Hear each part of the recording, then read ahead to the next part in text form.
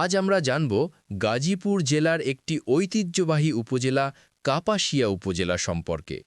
কাপাসিয়া বাংলাদেশের গাজীপুর জেলার একটি গুরুত্বপূর্ণ এলাকা। ঢাকা শহর থেকে খুব বেশি দূরে নয়, কিন্তু এখানকার পরিবেশ এখনও গ্রাম বাংলার সৌন্দর্যে ভরপুর।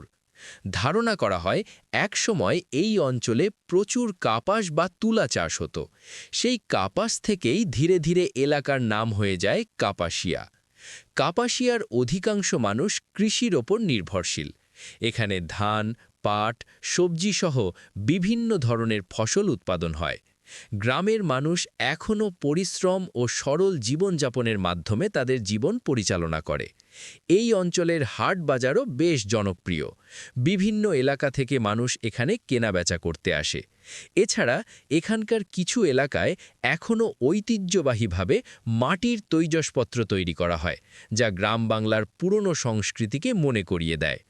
সব মিলিয়ে কাপাসিয়া শুধু একটি উপজেলা নয়, এটি গ্রাম বাংলার ঐতিহ্য, সংস্কৃতি ও মানুষের সরল জীবনের একটি সুন্দর উদাহরণ।